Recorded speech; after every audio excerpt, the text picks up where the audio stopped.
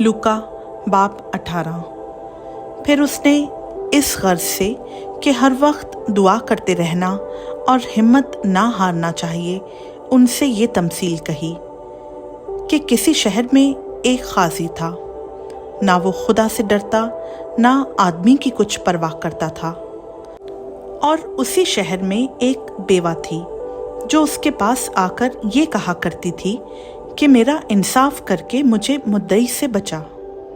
उसने कुछ अरसा तक तो ना चाहा, लेकिन आखिर उसने अपने जी में कहा कि गो मैं ना खुदा से डरता और ना आदमियों की कुछ परवाह करता हूँ, तो भी इसलिए कि ये बेवा मुझे सताती है मैं इसका इंसाफ करूँगा।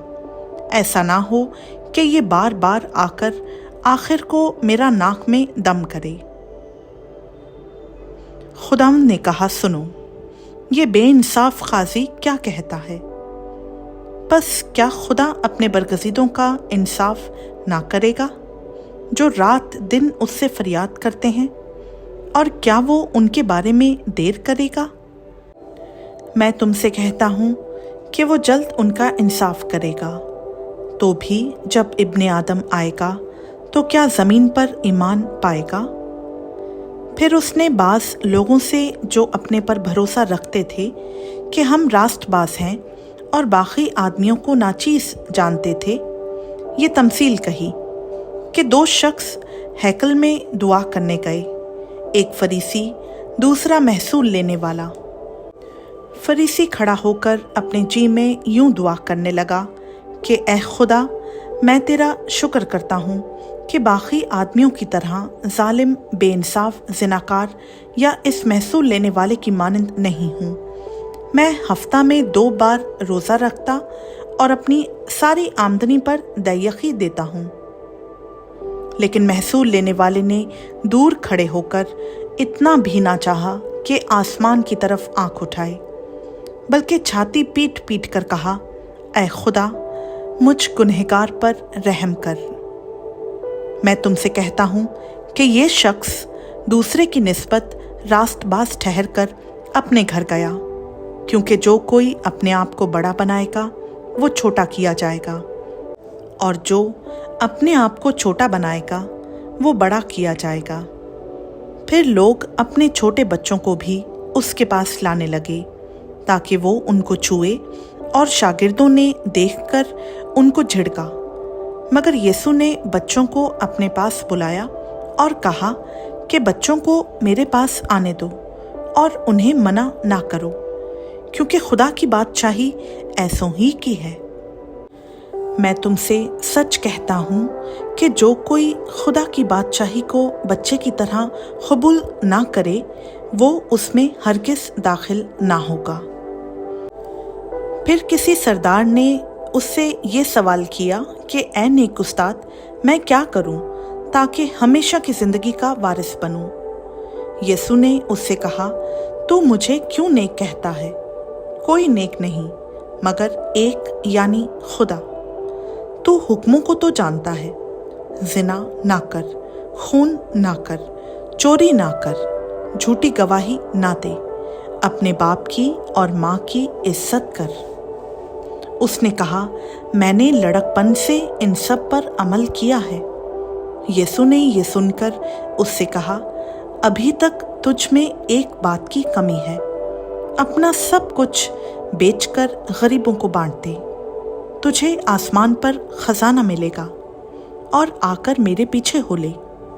ये सुनकर वो बहुत गमगीन हुआ, क्योंकि बड़ा दौलतमंद था। यीशु ने उसको देखकर कहा कि दौलतमंदों का खुदा की बादशाही में दाखिल होना कैसा मुश्किल है, क्योंकि ऊंट का सुई के नाके में से निकल जाना इससे आसान है कि दौलतमंद खुदा की बादशाही में दाखिल हो। सुनने वालों ने कहा, तो फिर कौन निजात पा सकता है? उसने कहा, जो इंसान से नहीं हो सकता वो खुदा से हो सकता है। पतरस ने कहा, देख, हम तो अपना घर बार छोड़कर तेरे पीछे हो लिए हैं। उसने उनसे कहा, मैं तुमसे सच कहता हूँ کہ ایسا کوئی نہیں جس نے گھر یا بیوی یا بھائیوں یا ماں باپ یا بچوں کو خدا کی بادشاہی کی خاطر چھوڑ دیا ہو اور اس زمانہ میں کئی گنا زیادہ نہ پائے اور آنے والے عالم میں ہمیشہ کی زندگی۔ پھر اس نے ان 12 کو ساتھ لے کر ان سے کہا کہ دیکھو ہم یروشلم کو جاتے ہیں اور جتنی باتیں نبیوں کی معرفت لکھی گئی ہیں ابن آدم کے حق میں پوری ہوں گی، کیونکہ وہ غیر قوم والوں کے حوالہ کیا جائے گا اور لوگ اس کو ٹھٹوں میں اڑائیں گے اور بے عزت کریں گے اور اس پر تھوکیں گے اور اس کو کوڑے ماریں گے اور قتل کریں گے اور وہ تیسرے دن جی اٹھے گا۔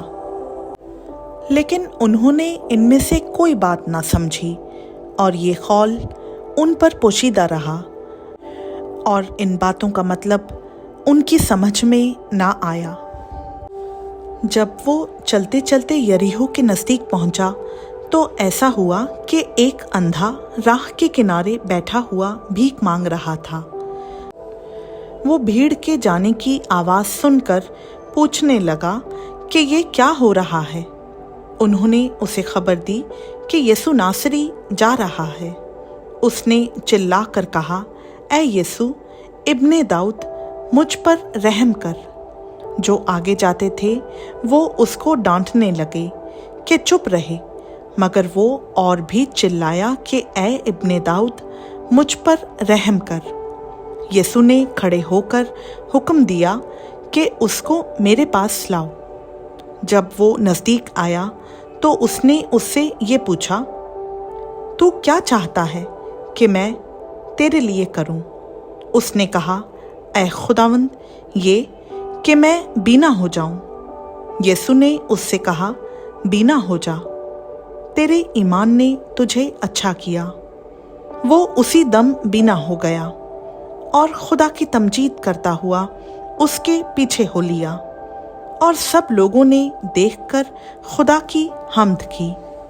خداوند کا پاک کلام کا پڑھا، سنا، سمجھا اور قبول کیا جانا ہم سبوں کے لیے باعث برکت ہو۔ آمین۔